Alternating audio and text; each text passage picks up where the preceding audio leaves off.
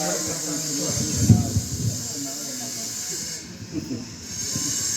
Government నుంచి వచ్చేవాడు లోపల బంధనం చేసేసాం. బంధనం చేసిన తర్వాత శివరాత్రి వస్తాను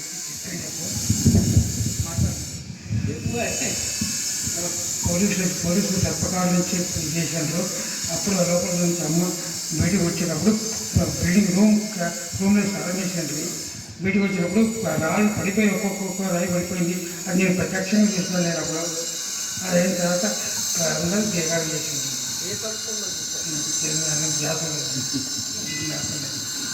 ಮಾಡುವಾಗ ಗೃಹ ಬಂಧನದಿಂದ ತನ್ನಷ್ಟಕ್ಕೆ ತಾನೇ ಗೋಡೆ ಹೊಡೆದು ಭಕ್ತರಿಗೆ ದರ್ಶನ ಕೊಟ್ಟಿದ್ದನ್ನ ಸಾಕ್ಷಾತ್ ಇವರು ಕಣ್ಣಾರೆ ನೋಡಿದ್ದನ್ನ ಈಗ ಪ್ರಸ್ತಾಪಿಸಿದ್ರು. ಇನ್ನು ಹಲವಾರು ಲೀಲೆಗಳು ಅಮ್ಮವರು ಸಾಕ್ಷಾತ್ ಅವರು ನೋಡಿದ್ದಾರೆ. ಅದರ ಮಾತಾಡಲು ತೊಂದರೆ ಆಗ್ತಾ ಇದೆ. ಆದ್ದರಿಂದ ಬೇರೆ ರೀತಿಯಾದಂಥ ಮಾಹಿತಿಗಳನ್ನು ಕಲೆಕ್ಟ್ ಮಾಡ್ಕೊಳ್ಳೋಣ. ఉన్నప్పటి ఆ తల్లిదండ్రులను పెరిగినాం. కరెక్ట్ ఏమీ అమృతం ఉంది.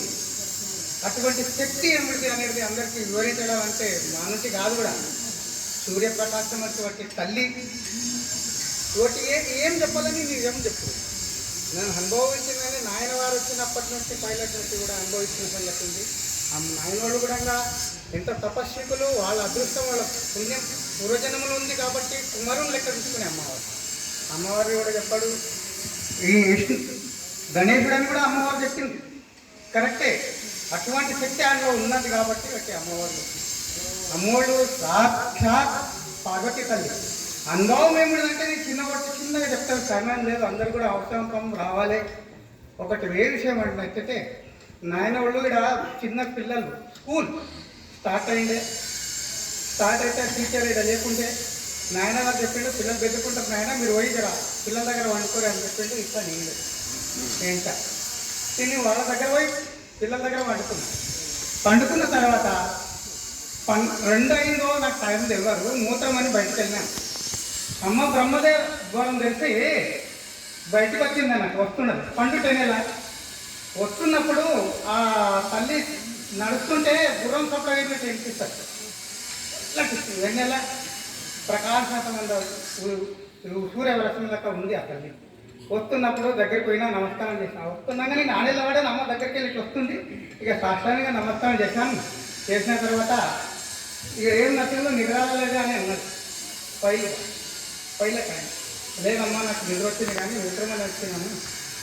సరే మూత్రం వచ్చినా సరే నచ్చినాను అంతే చెప్పింది. అమ్మ ముందరికి వెళ్ళిపోతుండే. నేను ఎంటైనా పోయినా పోతే పుట్టగడ ఉంది. పుట్టగడ కాడ నిలబడితే అమ్మ నేను ఒక విషయం అడుగుదాం అనుకున్నా. మరి అడుగుతున్నా అని అన్నాను. అంటే ఏమైనా ఏంటంటే చెప్పు నాయన అంటే చూడమ్మా, మా అమ్మ, మా చిన్నమ్మోళ్ళు, మా పెద్దమ్మోళ్ళు ఊళ్ళ అది పెద్ద రాక్షసి, బ్రహ్మరాక్షసుగా పీరియల్ గుడిస్తే తిని వస్తుందని అంటారు. తిని వస్తుంది, నువ్వు పోయి ఆడపోయి జరిగినా దళితుడా పోపు అని అంటున్నాను. అంటే మళ్ళా మా అమ్మోళ్ళు అట్లా అంటుంటారు. మళ్ళీ నిజమేం తల్లి అని అడిగాను. నేను తిన్నాను అడిగి నాకు భయం లేకుండా అప్పుడు అడిగితే ఏమన్నది నాయన నేను చెప్తే నీవేమి అర్థం చేసుకుంటావా కాదు కదా, నీవు చూసుకో అన్నది. చూసుకో అన్నది నా పక్కన ఉన్న నా తల్లి మాయమైంది. లేదు అది లేకుంటే ఆ పుట్టగడ్డల నుండి ఒక లింగం అనేది ఇంత పెరుగు పుట్టగడ్డలకి బయటికి వెళ్ళి లింగం పెద్దగా పొడుగు నేను పోగానే అంత పెద్దగా అయిపోయింది. పెద్దగా పోయి ఆ లింగం 2 పచ్చలు పార్వతి పరమేశ్వరుడు దర్శనమిచ్చారు. ఆ రోజు పైన ఇచ్చిన తర్వాత అమ్మని నేను మళ్ళా ఒప్పటి నన్ను తప్పైంది, నన్ను క్షమించు తల్లి, ఇవన్నీ నాకు తెలియదు, క్షమించు తల్లి, మా అమ్మోడు అన్నారు కాబట్టి నేను అడిగాను, తప్పైంది అన్నాను. క్షమిస్తే తర్వాత అమ్మవారు పక్కన నిలబడ్డ తర్వాత అమ్మలకు నేను ఇక ఏమీ అడగలేను. ఇక యానవందంత సైడ్లో పోయి అక్కడ చూసి ఇటు వెంకటేశ్వర గుడి దగ్గర పోయి అంత తిరుగుట పోయి మళ్ళీ లోపలికి పోయినంత వరకు నేను ఆనేదిలాడు మూత్రం కూడా వాళ్ళే. అటువంటి శక్తి, అటువంటి పార్వతీమాత మనకందరి ముందు ఉన్నందుకు ఇప్పటికీ కొన్ని విషయాలు చెప్పాలనుకుంటే ముందు కూడా అమ్మోడు రాసిచ్చిన విషయం చెప్తున్నాను. ముందు కూడా అంతా చెప్పాలంటే చాలా టైం ఉన్నది. కలిపురుషుడు ఇక్కడ వస్తాడట అమ్మవాళ్ళ దగ్గరికి. దర్శనం చేసుకున్న తర్వాత కలిపుత్రుడు అమ్మ యొక్క ఆశీర్వాదం తీసుకొని ఇక్కడనే రాజధాని చేసి ప్రపంచాన్ని పరిపాలిస్తాడు. ఈ అమ్మవారు చెప్పిన సంగతిన ఏమి ఈ యొక్క ఉత్తర దేశం జన్మించి మన ఆకాశ మార్గన తెల్లగురం ఎక్కితే అమ్మవారు వస్తారట. అందుకొరకే అమ్మవారు ఇక్కడ ఇది ఈ పుణ్యస్థానము ప్రపంచంలో సాక్షాత్ భగవంతుడే ఇక్కడ పరిపాలించేది స్థానం ఇది. అందరికీ పుణ్యము, మన అందరి భాగ్యం ఉందో ఏమంటే పూర్వజన్మలో పుణ్యం చేసినామో మనం అందరం మీరు ఉండము. ఏమి నా అదృష్టం బాగలేదు ఏమో, నా పూర్వజన్మ ఏమి చేస్తున్నామో కాబట్టి నేను మా అమ్మవారు నన్ను అమ్మవారిని తోలింది లేదనికి లేదు. అమ్మవారు నాయనోళ్ళు నన్ను ఏడుస్తుంటే నాయనోళ్ళు తోలకపోయి అమ్మతో ఆశీర్వాదం ఇప్పించి గల్లలకి నాయన అమ్మవాళ్ళు పైసలు ఇచ్చిండ్రు నాకు ఫోన్ అయినా బొమ్మాయి అని. అవన్నీ కథలు మాస్తుండేవి. ఇవన్నీ చెప్పాలనుకుంటే ఆ మూడది ఒకటి శక్తి అనేది మనము ఒకటి నిన్న ఒకటి సంగతి చెప్తాను నేను. నాయన గురుదైవం గురువు అంటే ఏమిటంటే నాయన మన సంసారం ఒకటి నది, ఒకటి ప్రళయంలో ఒక నది లెక్క. అందులోపల ఎవరు గురువుని పట్టుకుంటారో నదిలో కొత్త మరీ కూడా అక్కడ ఉంటుంది కదా మట్ల నది పక్కల ఎవరు పొంగ అక్కడ మూడని పట్టుకుంటారో ఆ ఊడనే గురువు. ఆ గురువు ఎంతవరకు ప్రవాళం ఎంతవరకు ఉంటుంది, నీరు పెట్టి తక్కది కదా చెప్తాడు. ఆ ఊడ పట్టుకున్నంత వరకు మనకు నదికి ఒడ్డుకు ఎక్కి పెడితే ఆ ఊడని. అందుకని గురువు వంటి వాళ్ళు కూడా ఎవరైనా గురువు, అటువంటి గురువే ఒక మన మార్గ మధ్య వాళ్ళు. అమ్మవారు నిన్న చెప్పిన సంగతి అమ్మవారు ఎప్పుడు తలుచుకున్నా ఎప్పుడు మన లోపల ఉంది అని కూడా వస్తుంది. నా ఇంట్లో పండుకున్న తర్వాత అమ్మ వచ్చి చెప్పింది ఆయన నీకు లేచి కూర్చొని అయినా నీ కోసం వస్తుండ్రా అన్నది. నీ కోసమో కలవాటికి వస్తుండ్రా అన్నది అమ్మ వాళ్ళు అన్నారు. నేను లేచిన కూర్చున్నా ఎవరు నేను కలనేమనుకున్నా అంతే. బయటికి లేచి తలుపులు తెచ్చి చూస్తే లైట్ వేసి చూసినా ఎవరు లేరు. నాకు కలనేమని మళ్ళీ అమ్మజనంలో కూర్చున్నా అంతే. లైట్ వేసి అట్లా ఇంత లోపల వచ్చింది రిజల్ట్. ఇక హిందీలో మంచిగా తిట్టిండు, కొడతాను తిడతాను చంపుతాను చెప్పింది. ఇవన్నీ కథలు నేను అన్నా చూడనైనా నీవు వచ్చేది నాకు తెలుసు, మీకు ఎవరు తోలింది తెలుసు. అగర్ నన్ను నీవు తిట్టు ఏమన్నది కానీ పేమైన ఫీ మాత్రం వేయచ్చు. మీరు కూడా దీని ముందు ఏముంటుందో మనకు తెలియదు. నాకు నీవు వచ్చినానే తెలుసు. నీవేడ తాగినావు, నేను ఎవరు అమ్మి నాకు ఇల్లు ఉండడానికి ఇచ్చింది కూడా మా అమ్మనే. అప్పుడు ₹1 లేదు. నాయన ఈ ఉత్తర దిశైన ఇల్లు రూమ్ ఉంది ఇస్తారు తీసుకోరు నాయన అని ఉన్నది చెప్పిపోయింది అంతే. నా దగ్గర లేదు. ఉదయంలో ఒక మనిషి వచ్చింది నాయన ఇల్లు ఇచ్చేటోడని తీసుకుంటామంటే నా దగ్గర లేకుండే. తర్వాత ఆ మనిషి దగ్గర వస్తే నాకు ఇయ్యలేదు. పని కొత్తలు ఉన్నాయి. పైసలు కూడా అయినా వేరే అవుతున్నాయి ఇచ్చింది కూడా అమ్మాయి. ఏమిటి నా అటువంటి ಎಲ್ಲಿ ನೋಡಿದರಲ್ಲಿ ದೊಡ್ಡ ಮಹಾಶಕ್ತಿ ಕಣ್ಣು ಸಾಲದು. ಮಹಾ ಯೋಗಾನಿಷ್ಠವಂತ. ನನಗೆ ಮತ ಅಂತಿದ್ರು ಅಪ್ಪವರು. ಅವರು ಶಿವಯ್ಯನಾಯನಂಗಾರಿಗೆ ಶಿರಸಾಷ್ಟಾಂಗ ನಮಸ್ಕಾರವನ್ನು ಮಾಡಿ ಅವರ ಚರಣ ಕಮಲಗಳಲ್ಲಿ ನಾನು ದಿವ್ಯ ಸಾನ್ನಿಧ್ಯದ ಇವತ್ತು ಕೊಟ್ಟಂಥ 5 ನಿಮಿಷ ಅಲ್ಲ, ಬರೀ ಒಂದು ಅವ್ರು ಮಾತಾಡಿದ್ರೆ ಸಾಕಷ್ಟು ಸಂತೋಷ ಆಗ್ತಾ ಇದೆ.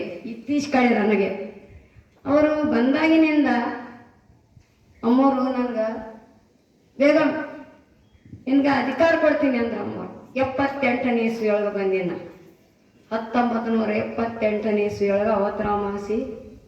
ಆಗ 35 ಅಕ್ಕನ ಬಳಗ ಮಾಡಿ ಮಹಾದೇವನು ಬಾಲ್ಕಿ ಮಹಾದೇವನು ಆ ತಾಯಿಯ ಚರಣಕಮಲಕ್ಕೆ ಆಕಿನ ಪುಣ್ಯ ನಾವಿಲ್ಲಿ ಬರಬೇಕಾದ್ರೆ ನಡ್ಕೊತ ಬಂದೀವಿ. ಗುರುಮಿಟ್ಕಾದ್ರಾಗ ಸಣ್ಣ ಹನುಮಂದಿಯವ್ರ ಗುಡಿಯಾಗ ಬಂದು ಕುಂತೀವಿ. ಎಲ್ಲರೂ ನಮ್ಮ ಬಿಟ್ಟು ಬಂದಾರ. ನಾವು 3 ಜನ, ಡಾಕ್ಟರ್ ಸಾಹೇಬ್ 2 ಮಕ್ಕಳು, ನಾನು 3 ಜನ ಉಳ್ಕೊಂಡಿವಿ. 3 ಜನ ಹೆಣ್ಮಕ್ಳು. ಭಯ ಆಗ್ತಾ ಇದೆ. ಒಬ್ರು ಬಂದು ಕುಡಿದು ಬಂದಾರ, ಇಲ್ಲಿ ಯಾಕೆ ಕುಂತೀರಿ ನೀವು ಇಲ್ಲಿ ಅಂತೇಳಿ. ನಾವು ಅಮ್ಮನವ್ರ ಬಗ್ಗೆ ಆದರೆ ಸವಿಸ್ತಾರವಾಗಿ ಬಂದೀವಿ ಅಂತಂದು ಅದು ನನಗೆ ಮರೆತು ಬಿಟ್ಟಿನಿ. ಈಗ ಏನು ಆ ತಾಯಿ ಎಲ್ಲಿ ನೋಡಿದ್ರಲ್ಲಿ ನನಗೆ ಬಂದ ತಕ್ಷಣವೇ ಇವರು ಇಲ್ಲಿ ಕೃಷ್ಣಪ್ಪವರು ಸುಸಲಮ್ಮವ್ರ ಮನೆಗೆ ಬಂದು ಸ್ವಲ್ಪ ಜಾಗ ಕೊಡ್ರಿ ಊಟ ಮಾಡ್ತೀವಿ ಅಂತ ನಡ್ಕೊತ ಬಂದೀವಿ. ಹಿಂಗೆ ಬಾವಿಯಿಂದ ಈ ಕಡೆ ಯಾನಗುಂದಿ ಗುರ್ಮಿಟ್ಕಾನಿಂದ ಬಂದೀವಿ. ಈಗ ನೀವೆಲ್ಲರೂ ನನಗೆ ಹೆಂಗೆ ಕಾಣತ್ತೀರಪ್ಪ ಅಂತಂದರೆ ನಾವು ನೀವುಗಳೆಲ್ಲ ಅಮ್ಮನವರು ಕೊಟ್ಟಂಥ ಇದು ಸಾಮಾನ್ಯ ಸಮಯ, ಯೋಗ ಸಂದರ್ಭ ಅಲ್ಲ.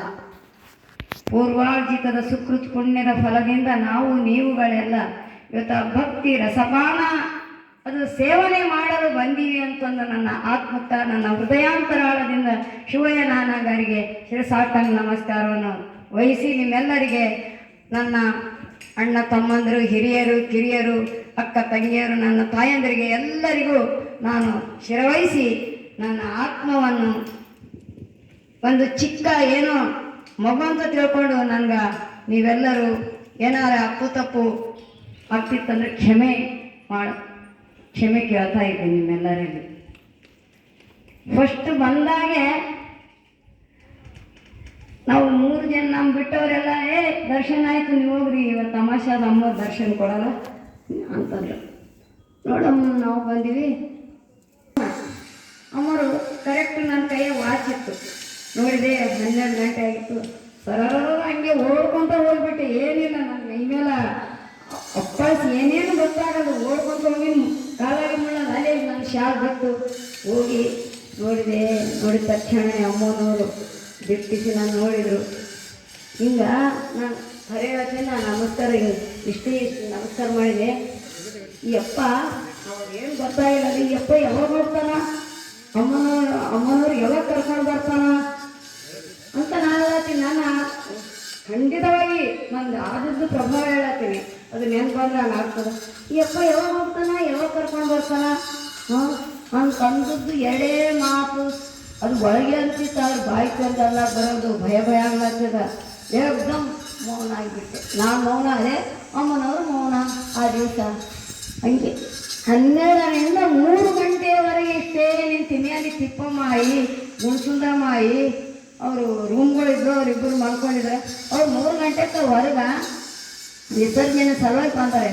ಈ ಕಡೆ ನೋಡ, ಅಯ್ಯೋ ಅಮ್ಮ వచ్చిందిగా ನಾನೇ ತಿಪ್ಪಮ್ಮ ಅಂತ ಅಮ್ಮ ಅಂತಾರೆ ಗುಣಸುಂದರಮ್ಮ. ಅವರು ಮೆಲ್ಲ ಬಂದು ನಮಸ್ಕಾರ ಮಾಡಿದ್ರು. ನಾನಂದಿಯಪ್ಪ ನನಗೆ ಅಳು ಬಂತು. ಅಪ್ಪ ಎಂಥ ಸಮಯನ ಕಳ್ಕೊಂಡೆ. ಅಮ್ಮನವರೇ ಇದ್ದಾರಲ್ಲ ಯಪ್ಪ, ನನಗೆ ಗೊತ್ತಾಗಲಿ, ನಾನು ಹೆಂಗೆ ಮಾಡಲಿ ಅಂತಂದು ಅವಾಗ ನಾನು ಅವ್ರಂಗೆ ಸಾಷ್ಟಾಂಗ ನಮಸ್ಕಾರ ಮಾಡಿದಾಗ ಅಮ್ಮರು ಮುಸಿ ನಕ್ಕೊಂತ ಏನು ಮಾಡಿದ್ರು, ಹಂಗೇ ನಿಂತು ಬಿಟ್ರಿ. ಖಂಡಿತ ನನ್ನನ್ನೇ ಕೆಳಗಿಂದ ಮ್ಯಾಲ ಪೂರ ಅಲ್ಲಿ ತನ ನನ್ನ ಗತಿ ಏನಾಗಿರ್ಬೋದು. ಅವ್ರು ನನ್ನ ನೋಡು, ನಾನು ಅವ್ರಿಗೆ